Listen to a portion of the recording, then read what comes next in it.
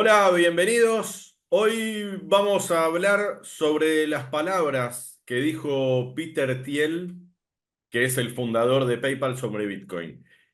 Duras palabras. Y para hablar de eso estamos con un experto en criptomonedas que además es mi hermano, que es Marcelo Fleischer, que es el fundador de elbitcoin.org, que para quien no lo conoce, es el primer sitio de noticias sobre criptomonedas en idioma español del mundo, el primer sitio que se creó. Y también es conductor del podcast No hay almuerzo gratis. Hola Marcelo, gracias por estar. ¿Qué tal, Leandro? Bueno, por fin, hemos salido del placar. Creo que nadie se había dado cuenta de que éramos hermanos. Mm, no, Habrá pensado la gente, esto es sobre una todo por el programa casualidad. pasado, decía Marcelo Fleischer también en el... Eh, una pequeña corrección te hago. El Bitcoin.org en realidad es el primer sitio eh, de divulgación, yo diría, no de noticias. Por ese momento muchas noticias no había. La Mm, cuestión al principio era divulgar qué es esto de Bitcoin. ¿Sí? claro. Cuando en español no había nada, no había ni siquiera un artículo de Wikipedia al respecto. Ujú. ¿Cuándo fue que lo formaste? ¿En qué año? ¿Te acordás? En 2011, sí, 2011. Sí. mucho tiempo El atrás. noventa y Cuando, nueve coma nueve por ciento de la gente todavía no sabía ni lo que era una criptomoneda. claro, claro. Bueno, contame un poco, resumímelo, ¿qué dijo Peter Thiel? Peter Thiel, primero me interesaría un poco hablar de Peter Thiel, quién es, por qué es importante, porque no se Ujú. importa hablar de lo que dijo Peter Thiel y no lo que dijo cualquier otro. O sea, hay mucha gente hablando de cripto, hablando de Bitcoin, mucha gente que no sabe bien de lo que habla, pero tiene micrófono, mucha gente que por alguna u otra razón tiene influencia, pero dicen disparates. Peter Thiel no es el caso, es un tipo súper capaz, para el que no sabe, a ver, yo diría que es un visionario. El tipo es, en mi opinión, es un genio, y esto es algo que se reveló ya a muy temprana edad. Vean la biografía de él, van a ver que yo no invento nada. A mí me interesa mucho, yo lo vengo siguiendo hace muchos años y recomiendo sus charlas, las entrevistas que le han hecho, los debates en los que participó también. Es un tipo muy culto, muy preparado. Escribió un par de libros muy interesantes, también muy influyentes. Y básicamente lo que el tipo hace es anticipar tendencias, ¿sí? Es la manera en que él hizo su enorme fortuna. Empezó con PayPal y esto estaba bastante relacionado con lo que después permitieron hacer las cripto. Él quería algo por el estilo, él quería competencia real de monedas, ¿sí? Él entendía cuál era el problema de fondo eh, y No, entendía no cuál era, podía ser no era un simple sistema de pago, nada más. Lo que... originalmente la idea de él, si ustedes se fijan, qué es lo que decía él cuando fundó PayPal, era una visión que hoy parece utópica, ¿no? Pero en ese momento, cuando Internet era diferente a como es hoy, era algo que parecía viable, era algo novedoso, ¿sí? Él dice, si cada estado destruye su propia moneda, lo hace porque, en gran medida porque puede, ¿sí? Por las restricciones que hay al libre intercambio de monedas. Hagámoslo esto más fácil, aprovechemos Internet para que la gente pueda pasarse de una moneda a la otra, obliguemos a los estados a competir, ¿sí? A que su moneda sea buena o si no sea rápidamente abandonada. Y eso, bueno, eventualmente no funcionó, por la misma razón que no funcionaron un montón de intentos de facilitar el intercambio en Internet, ¿sí? Este fue quizás uno de los primeros, pero todos corrieron la misma suerte, o fueron cooptados o fueron destruidos, ¿sí? Un caso muy conocido, que en alguna medida similar, es el de eGold, ¿sí? Este tipo lo que hacía era emitir certificados digitales de los metales preciosos que tenía en sus bóvedas. Y esos circulaban. Bueno, eGold fue completamente destruido. Era como Y el patrón oro, pero no a nivel, era una empresa, no a nivel estatal, sí, sí. una empresa privada, o sea, tenía un punto único de fallo, ¿sí? Digamos que si fallaba ese punto, fallaba todo el sistema y así fue. Le Ujú. patearon la puerta, le dijeron, señor, usted no puede hacer esto, y él perdió todo y además la gente que había depositado ahí su dinero perdió todo y el sistema dejó de funcionar. Este era el problema que había que solucionar. Y este es el problema que Satoshi Nakamoto vino a solucionar. No Satoshi tengamos un Nakamoto, único. perdón, el creador de Bitcoin que todavía no se sabe quién es. Claro.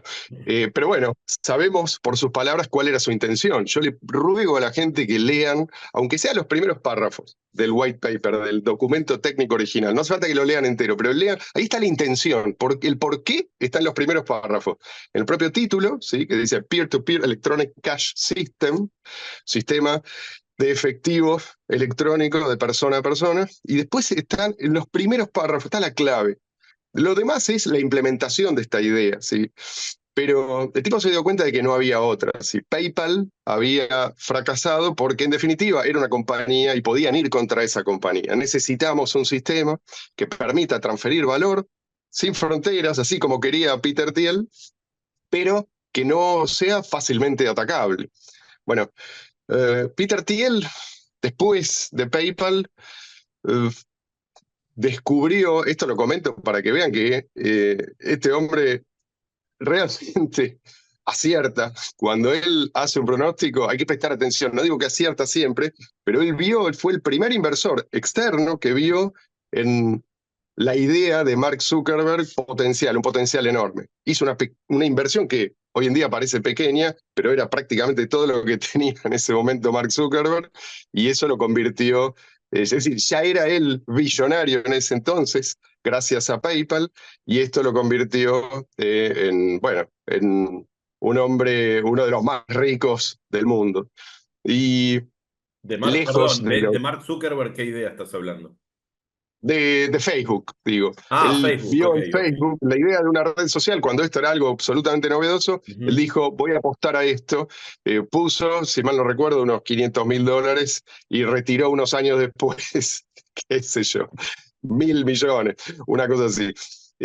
Sí, que es un hombre que está muy interesado en las grandes tendencias, ¿sí? Esto lo vemos con PayPal, ¿sí? Él vio que ahí, digamos, tenía que haber un cambio. Esto no podía seguir así. Internet permitía la comunicación libre entre seres humanos en todo el mundo, sin restricciones arbitrarias, pero el dinero seguía funcionando como en el siglo XX. Entonces, algo iba a cambiar. Y PayPal, bueno, al principio cumplía con ese sueño, pero rápidamente fue cooptado. ¿Sí? Hoy en día usar PayPal es incluso más engorroso, más riesgoso que usar una cuenta bancaria. Y después, con Facebook, el tipo demostró que realmente había que, como yo digo, prestar la atención. Si él ponía el ojo, era porque probablemente había algo de valor ahí que muchos estaban ignorando. ¿Sí? Mm. Es decir, el tipo no es, no es que se fija en la tendencia para seguir la corriente, al revés, es un tipo que se fija en la tendencia porque va a contracorriente. Es así, exactamente así como él hizo su fortuna. Cuando todos miraban con escepticismo a Mark Zuckerberg, él dijo, yo invierto en este chico. Y era un chico en ese momento. No sé si Claro. vieron la película Red Social, ahí hay una parte. En una parte aparece Peter Thiel. Bueno, este es el hombre que ahora vuelve a hablar de Bitcoin y dice algo que mucha gente no se anima a decir. Yo creo que esto puede marcar como un momento bisagra, ¿sí? Puede ser que lo que él está diciendo, hay mucha gente que no se anima a decirlo, pero también lo está pensando. Y él lo que ve, recordemos que él es un libertario, ¿sí? Es un libertario, eh, yo diría con los pies en la tierra. Es un libertario, pero No que está utópico, muy atento. ¿Cómo? no utópico, si se quiere, entienden en No, un mundo que se mueve. absolutamente, y le interesa mucho sí, el mundo a su alrededor. Es un tipo que, vamos, sus intereses van mucho más allá de las inversiones, por eso yo recomiendo las charlas de él. Entonces, él está, estaba y sigue estando interesado en Bitcoin tal como fue diseñado, ¿sí? Eso que decíamos de poder mover valor libremente en el mundo y liberarse no solamente de la inflación, sino de todas estas restricciones que en definitiva nos empobrecen. Él dice, eso era Bitcoin, pero hoy en día ya no es eso. Hoy en día es otra cosa, fue convertido en otra cosa y en su opinión Bitcoin ha sido cooptado. Es decir, Bitcoin se integró al sistema financiero tradicional y eso le robó el alma, por así decir. Hoy en día ya no es eso que le interesó a él en su momento y por lo tanto no le ve tanto potencial. Esto es muy interesante porque es algo que es obvio para cualquiera que viene siguiendo los eventos acá en el criptomundo, digamos, que Bitcoin fue cooptado. Y recomiendo un libro que salió hace poco que se llama Hijacking Bitcoin, ¿sí? El secuestro de Bitcoin. Todavía no está la versión en español, pero en inglés sí, de Roger Ver, que describe muy bien qué es lo que pasó con Bitcoin BTC. ¿Sí? Bitcoin BTC es esta versión que, en opinión de Peter Thiel y de muchos otros, fue secuestrada, ¿sí? Para otros fines que no tienen absolutamente nada que ver con los fines originales. Eso no quiere decir que es la única versión de Bitcoin. Afortunadamente, Bitcoin eh, existe gracias a el software libre. El software libre se puede, como se dice en un inglés castellanizado, se puede forquear, ¿sí? Ujú. Se puede tomar ese software y Bifurcar decir, bueno, sí, exacto, se puede bifurcar. De ahora en adelante, sí, esta comunidad sigue con el software original, mientras que esta otra se desvía. Eso puede pasar y ha pasado. Siempre pasa en el mundo del software libre. En el caso de la moneda es un poco más complicado, pues eso significa que de golpe tenés dos monedas que no Ujú. son compatibles entre sí. Pero bueno, eso se hizo. En el caso de Bitcoin, se tomó la decisión, un grupo de gente tomó la decisión hace muchos años de rescatar la versión original que hoy se llama Bitcoin Cash, y sigue funcionando. Pero, por supuesto que hay muchos intereses puestos en que Bitcoin BTC se ha visto como la única versión, ¿sí? Y no es casualidad esto, porque Bitcoin BTC es la versión disfuncional. Mientras no funcione bien, ¿sí? Mientras no cumpla con su propósito, hay gente que está tranquila, ¿sí? Ya no es una amenaza. Y esto es lo que ve Peter Thiel. Por eso es que él actúa en consecuencia y dice en esa misma entrevista, no sé si la vas a mostrar, que La vamos a poner en el um, artículo que va a salir en voz.us. él dice que, bueno, ya ese potencial se perdió, esta idea de que se va a millones de aquí a poco cada unidad, él ya no lo cree así, sí tiene una pequeña posición, cree que puede subir, pero ya está. Es decir, una vez que dejó de ser efectivo, electrónico, de persona a persona, y ya también le robaste el potencial, ¿sí? Porque al principio, digamos, cuando se multiplicó por miles Bitcoin, BTC, cuando era una sola rama, digamos, era porque funcionaba como efectivo electrónico de persona a persona, ¿sí? Todo ese potencial existía realmente. La gente que pensaba que esto escalaba, que esto iba a seguir funcionando de esa manera, invertía. Por eso es que se multiplicó. Una vez que lo castraron, entonces se estancó. ¿Sí? Entonces, no es que lo filosófico acá va divorciado de lo financiero. Este es un tipo que está interesado en obtener ganancias, pero no es tonto, ¿sí? Él sabe que lo que le hicieron a Bitcoin BTC tiene consecuencias. Es decir, la persona que entra hoy a Bitcoin BTC porque cree en esa promesa de grandes riquezas en poco tiempo, en su opinión está siendo manipulada, ¿sí? Y lo que quiere en definitiva es que la gente no use la cadena de bloques, ¿sí? Que no use el sistema tal como fue diseñado por Satoshi Nakamoto, sino que use alternativas, ¿sí? Que use intermediarios, que use custodios. Por ejemplo, esto de los ETF, ¿sí? Ujú. Esto de los fondos cotizados. Entonces, mientras la gente no lo use, no es una amenaza. Así que lograron neutralizar, por así decir, a Bitcoin BTC. Pero eso no quiere decir que la gente inteligente, que se anticipa, ¿sí? No está al tanto de esto y no va a hacer nada al respecto. Este tipo ya no está invirtiendo en BTC y Ujú. eso tiene consecuencias. Hay muchos otros como él seguramente que están tomando decisiones similares porque están llegando a conclusiones similares. Los ETF, ¿de qué manera, digamos, si se quiere, cooptado o de qué manera fue integrado al sistema tradicional financiero? Como vos bien dijiste, bueno, los ETF, ¿cómo es y por qué dejó de funcionar como una moneda que de persona a persona? ¿Y por qué no se puede usar la cadena de bloques en Bitcoin BTC como una moneda cualquiera, como pagar en efectivo a través de Internet? ¿Por qué ya no se puede hacer? ¿Qué hicieron en este mundo de BTC, de Bitcoin BTC, para que eso no se pueda hacer? Es larga la historia. Mi recomendación, porque no tenemos suficiente espacio acá, es vean el documental ¿Quién mató a Bitcoin? Hay una versión en Bien. español y una versión en inglés. Las dos son excelentes. La versión en inglés es un poquito más larga, tiene un poquito más de contenido, pero con la que se sientan más cómodos, ahí está la explicación exactamente cómo es que hicieron y quiénes fueron, ¿sí? Y quiénes se adueñaron, por así decir, de Bitcoin BTC, cuando todavía era posible hacerlo. Yo creo que hoy las cosas cambiaron. Es decir, eso que hicieron en su momento no necesariamente va a volver a funcionar con otras criptos, ¿sí? Pero en definitiva, lo que hicieron fue limitar su escalabilidad, es decir, Mm, limitar la posibilidad o directamente anular la posibilidad de que esto siga funcionando bien, ¿sí? Eh, pero a una escala mayor, ¿sí?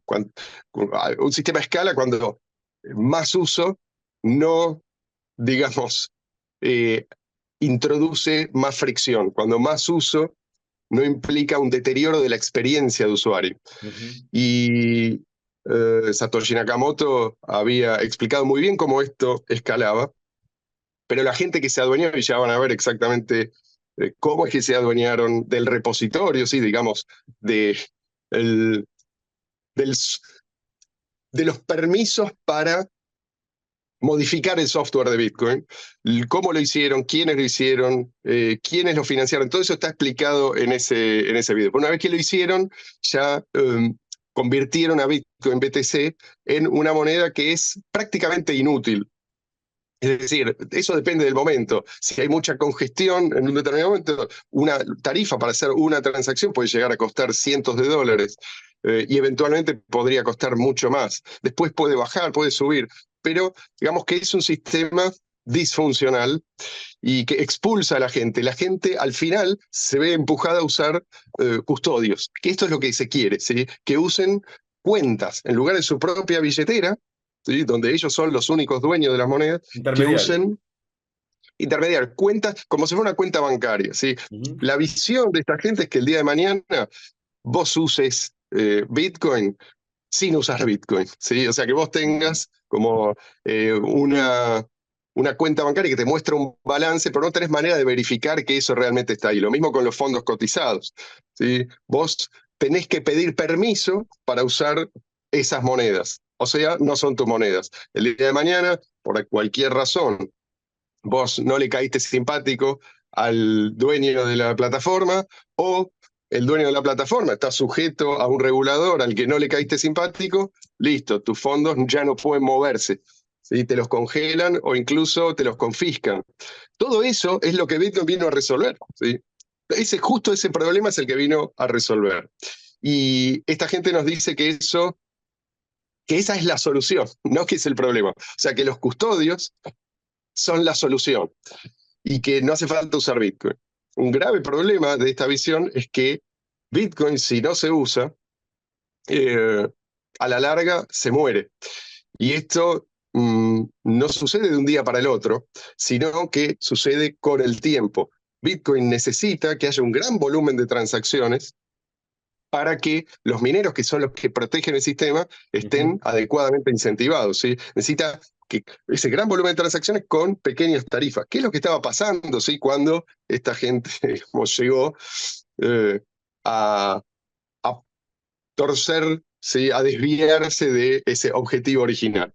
O sea, ya la gente no o sea, la gente que compra Bitcoin BTC o que invierte en Bitcoin BTC lo invierte como lo deja en una empresa o en un sitio que, digamos, custodial y puede ser un exchange o lo que sea, y así espera que el precio suba para después venderlo por dólares o, bueno, la moneda Exacto, euros o la moneda que... exacto. Eso es para lo que se usa hoy, que no era para lo que fue creado, eso es lo que está diciendo. Y para lo que está diciendo fue por esa discusión que, digamos, que se bifurcó. Vamos, y bueno, y salió de esa bifurcación Bitcoin Cash, que sí mantuvo. Esto para que sí se pueda seguir usando la cadena de bloques, sí se pueda seguir usando Bitcoin para lo que fue creado, sí se pueda seguir usando de persona a persona, y no solamente como reserva de valor, ¿no? Así que bueno, eso voy a dejar acá dos programas en los que abordamos temas similares. Así que sí, para terminar, Marcelo. Para terminar, con respecto a lo de reserva de valor, tengan en cuenta que hoy en día los líderes intelectuales, por llamar así, de Bitcoin BTC, como por ejemplo Michael Saylor, dicen que el día de mañana, para mover Bitcoin, la tarifa va a ser del equivalente a cientos de miles, si no millones de dólares. Véanlo, lo dice en varias entrevistas, en charlas que da. Entonces, la reserva de valor implica que vos el día de mañana vas a poder mover ese dinero, vas a poder disponer de ese dinero. Si yo guardo esto acá para el día de mañana, yo, mis hijos, mis nietos, alguien lo va a usar. Si el día de mañana no lo puede mover, porque las tarifas son muy altas, entonces eso se come todo el valor. No hay ninguna reserva ahí. Y esa es la visión que prevalece hoy, ¿sí? Que mover Bitcoin on-chain en la cadena de bloques tiene que ser extremadamente caro y solamente para unas pocas grandes instituciones financieras. Es el discurso actual. Es absolutamente lo contrario a lo que planteaba Satoshi, pero está en las antípodas. Sin embargo, es lo que mucha gente cree y me parece que Peter Thiel se dio cuenta de que esto es, mm, digamos, que hay gente interesada en que se crea eso, pero él no lo cree, sí. ¿Qué va a hacer Peter Thiel? No lo sé, pero él ya dijo que por lo pronto no invierte más en BTC, no ve ese potencial que vio originalmente. No es la moneda rebelde en la que él invirtió. Sí, Claro, es un activo más de las finanzas tradicionales, eso es lo que dice. sí, sí, y por lo tanto está destinado a terminar como cualquier otra moneda fiat. ¿Sí? Normalmente terminan todas infladas hasta que su valor desaparece por completo. Bueno, interesante el punto de vista. Muchísimas gracias, Marcelo, por estar con nosotros y seguro te vamos a tener en alguna otra oportunidad. Gracias a vos, un placer. Chau.